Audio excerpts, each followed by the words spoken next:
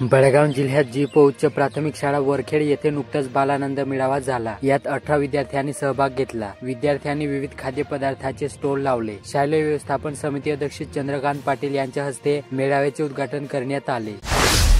बेळगाव तालुक्यातील लोणपिराचे ते घुसर्डी खुर्द 1 किलोमीटर अंतर शिव रस्त्यावर ठिकठिकाणी मोठमोठे खड्डे पडले। वाहनधारक व शेतकऱ्यांना बैलगाडी घेऊन जाताना मोठा त्रास सहन करावा लागत आहे। शेतीमाल आणण्यासाठी शेतकऱ्यांची कसरत होत आहे। या रस्त्यावर 2 ठिकाणी नाले असल्याने पावसाळ्यात या रस्त्याचा वापर बंद होतो, यामुळे शेतकऱ्यांसाठी मोठी गैरसोय होते। अमळनेर तालुक्यातील बहरे येथे नवलभाऊ कृषी महाविद्यालयातील विद्यार्थ्यांनी कृषी तंत्रज्ञानावर आधारित 1 दिवसीय शेतकरी कार्यशाळेचे आयोजन केले होते। यात ग्रामीण कृषी जागरूकता आणि कृषी औद्योगिक कार्यानुभव योजनेअंतर्गत गावातून सर्वेक्षण करण्यात आले। चाळीसगाव तालुक्यातील आब विद्यालय व राष्ट्रीय विद्यालयाचे माजी विद्यार्थी 20 वर्षानंतर प्रथमच एकत्र आले। त्यांचा स्नेह मेळावा पाटणा देवी येथे नुकताच पार पडला। चोपडा तालुक्यातील धानोरा येथे निपुण भारत उपक्रमांतर्गत केंद्रस्तरीय गुणवत्ता विकास कार्यक्रम व क्रीडा स्पर्धा गुरुवार येथे जिल्हा परिषद केंद्र शाळेत पार पडल्या। बेळगाव तालुक्यातील कोसगाव येथे संत निवृत्तीनाथ महाराजांच्या दिंडीचे स्वागत करण्यात आले। वडगाव ते त्र्यंबकेश्वर पायी दिंडी वडगाव येथून 20 वर्षापासून काढण्यात येते। कोसगाव येथील बाळासाहेब ओंकार पाटील यांच्याकडे दिंडीचे स्वागत करून महाप्रसादाचे आयोजन करतात। बेळगाव येथे लाडकूबाई व सुमा पाटील महाविद्यालय मुख्यमंत्री माझी शाळा सुंदर शाळा या अभियानांतर्गत आमदार किशोर पाटील यांची मुलाखत विद्यार्थ्यांनी घेतली।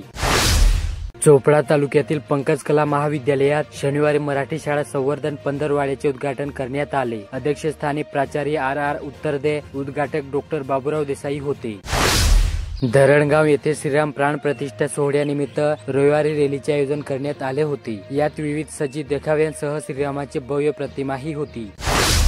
बेळगाव येथे अयोध्या येथे श्रीराम जन्मभूमी मंदिर लोकार्पण व रामलल्ला प्राण प्रतिष्ठा सोहळ्यानिमित्त श्रीराम आनंदोत्सव समिती बेळगाव तर्फे शहरातील 57 मंदिरांची स्वच्छता करत रामलल्ला आगमनाची तयारी करण्यात आली। समितीतर्फे दुपारी मिरवणूक व सायंकाळी महाआरतीचे आयोजन केले आहे। चाळीसगाव येथे 2 दशकांपूर्वी गिरणा खोरे आणि ऊस हे एक अतूट समीकरण होते। साखरपट्टा असा गैरवान उल्लेख केला जायचा, मात्र सध्या स्थितीत गेल्या काही वर्षात ऊस लागवडीचे क्षेत्र आकसले आहे। यंदा तर दुष्काळी वळव्यामुळे जेमतेम लागवड झाली असून पुढील वर्षी तालुक्यात फारसा ऊस उपलब्ध होणार नाही असे चित्र आहे। साखर कारखाने बंद असल्याचा फटकाही बसत आहे। सावदा शहरात शनिवारी रात्री एकाच भागात 3 घोरपड्या झाल्या। यामुळे नागरिकांमध्ये भीतीचे वातावरण निर्माण झाले। यापैकी एका घरफडीत 4.5 लाखाचे दागिने लपास करण्यात आले आहेत। यावल तालुक्यात अयोध्या येथे होत असलेल्या श्रीराम मंदिरातील मूर्ती प्राण प्रतिष्ठा कार्यक्रमानिमित्त शहरात सध्या विविध भागातून मिरवणुका निघत आहेत। सोमवारी देखील मिरवणुकीचे आयोजन केले आहे। मिरवणुकीमध्ये सलग कायम राहील यासाठी 2 समाजाने पुढाकार घ्यावा असे आवाहन पोलीस निरीक्षक राकेश मानगावकर यांनी केले। भुसावळ तालुक्यात अयोध्या येथे प्रभू श्रीरामाच्या मूर्ती प्राण प्रतिष्ठा सोहळ्यानिमित्त भाविकांनी शहरातून भव्य रॅली काढली। या रॅलीत डीजेच्या तालावर भाविक नाचताना दंग झाले होते। अनेकांच्या हातात भगवा झेंडा व डोक्यावर भगवा फेटा तसेच गळ्यात भगवा स्पार्क असे दृश्य दिसून येत होते। रविवारी सकाळी 10:30 वाजेच्या दरम्यान ताप्ती पब्लिक स्कूल येथे या रॅलीचे प्रारंभ झाला। रॅलीत हजारो श्रीराम भक्त सहभागी झाले होते। जय श्रीराम जय बजरंगबली अशा घोषणा देत रॅलीला सुरुवात झाली होती। मोटरसायकल तसेच पायी देखील श्रीराम भक्त रॅलीत सहभागी झाले। रस्त्याने चालत जात असताना जागोजागी गल्लीबळात फुलांचा वर्षाव केला जात होता। ही रॅली ताप्ती पब्लिक स्कूल मधून निघून नहाटा कॉलेज, जामनेर रोड या मार्गे गेली। लोणारी हॉल येथे समारोप झाला।